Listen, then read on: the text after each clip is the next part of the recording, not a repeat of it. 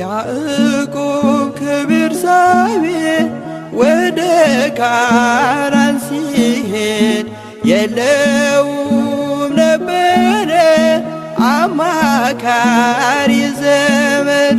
ፀሐይ ጠልቃ ነበር ከዚያ እንደደረሰ ከራሱም በታች ድንጋይ ተንተራሰ።